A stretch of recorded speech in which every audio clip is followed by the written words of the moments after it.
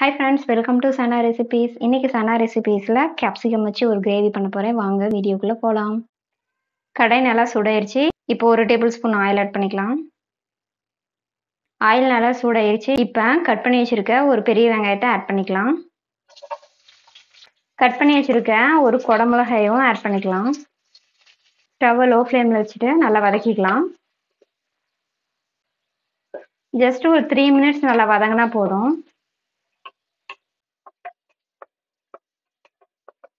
3 நிமிஷம் ஆச்சு. இப்போ ஸ்டவ் ஆஃப் பண்ணிடலாம்.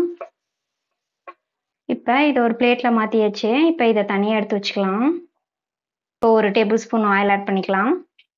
ஆயில் நல்லா சூடாயிருச்சு. இப்போ ஒரு டீஸ்பூன் சீரகம் ஆட் பண்ணிக்கலாம். சீரகம் நல்லா பொரிஞ்சிருச்சு. 5-6 கேஷ்யூ நட்ஸ் ஆட் பண்ணிக்கலாம். 7-8 பல் பூண்டு, ஒரு துண்டு இஞ்சி ஆட் பண்ணிக்கலாம். இப்போ இதை நல்லா வதக்கிக்கலாம். இஞ்சி பூண்டுலாம் நல்லா வதங்கிருச்சு. இப்போ பொடியை நறுக்கி வச்சிருக்க பெரிய வெங்காயத்தை ஆட் பண்ணிக்கலாம். வெங்காயத்தை நல்லா வதக்கிக்கலாம்.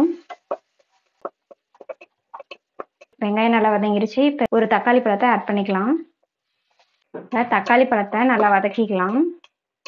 தக்காளி பழம் சீக்கிரமாக வதங்கிறதுக்காக கொஞ்சமாக சால்ட் ஆட் பண்ணிக்கலாம்.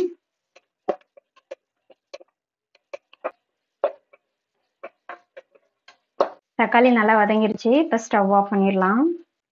இப்போ இது மிக்ஸி ஜாரில் போட்டு நல்லா அரைச்சி எடுத்துக்கலாம்.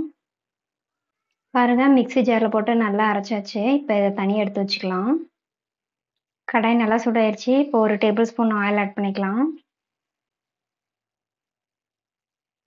ஆயில் நல்லா சூடாயிருச்சு. 2 கிராம்பு ஆட் பண்ணிக்கலாம். ஒரு துண்டு பட்டை, ஒரு ஏலக்காய், ஒரு பிரியாணி இலை ஆட் பண்ணிக்கலாம். இப்போ இதை நல்லா மிக்ஸ் பண்ணிக்கலாம். பட்டை நல்லா பொரிஞ்சிருச்சு. இப்போ நம்ம பேஸ்ட்டாக அரைச்சி வச்சிருக்க மசாலா ஆட் பண்ணிக்கலாம். இப்போ இந்த மசாலாவை நல்லா வதக்கிக்கலாம். ஸ்டவ்வை மீடியம் ஃப்ளேமில் வச்சுட்டு நல்லா கிளறிக்கலாம். இப்போ 1/4 டீஸ்பூன் மஞ்சள் தூள் ஆட் பண்ணிக்கலாம். 1 டீஸ்பூன் மல்லித்தூள், 1/2 டீஸ்பூன் மிளகாத்தூள் ஆட் பண்ணிக்கலாம். இப்போ இதை நல்லா மிக்ஸ் பண்ணிக்கலாம். ஸ்டவ்வை லோ ஃப்ளேமில் வச்சுட்டு ஒரு 3 நிமிஷம் நல்லா வேக விட்டுக்கலாம். ஒரு 3 நிமிஷம் ஆயிடுச்சு. இப்போ கொஞ்சமாக தண்ணி ஆட் பண்ணிக்கலாம். ஸ்டவ்வை லோ ஃப்ளேமில் வச்சுட்டு ஒரு 10 மினிட்ஸ் நல்லா வேக விட்டுக்கலாம். 10 மினிட்ஸ் ஆயிடுச்சு. எண்ணெய் லைட்டாக பிரிஞ்சு வர ஆரம்பிச்சிருச்சு. இந்த டைமில் 2 டேபிள் ஸ்பூன் தயிர் ஆட் பண்ணிக்கலாம். இப்போ இதை நல்லா மிக்ஸ் பண்ணிக்கலாம். எண்ணெய் லைட்டாக பிரிஞ்சு வர ஆரம்பிச்சிருச்சு. நம்ம எடுத்து வச்சிருக்க வெங்காயத்தையும் குடமிளகாயும் ஆட் பண்ணிக்கலாம். நல்லா இதை மிக்ஸ் பண்ணிக்கலாம். இப்போ கிரேவிக்கு தேவையான சால்ட் ஆட் பண்ணிக்கலாம். ஸ்டவ்வை மீடியம் ஃப்ளேமில் வச்சுட்டு நல்லா வேக விட்டுக்கலாம். கிரேவி வந்து குடமிளகாயெல்லாம் நல்லா அப்சர்வ் ஆகணும். 10 மினிட்ஸ் ஆயிடுச்சு. கிரேவி ரெடி ஆயிடுச்சு. இப்போ ஸ்டவ் ஆஃப் பண்ணிடலாம்.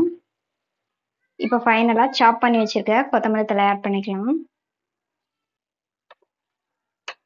அவ்வளோதான் ஃப்ரெண்ட்ஸ், கேப்சிகம் கிரேவி ரெடி. இந்த ரெசிபி உங்களுக்கு பிடிச்சிருந்துச்சுன்னா சனா ரெசிபீஸ்க்கு லைக் பண்ணுங்கள், ஷேர் பண்ணுங்கள், மறக்காமல் சப்ஸ்கிரைப் பண்ணுங்கள். தேங்க்யூ.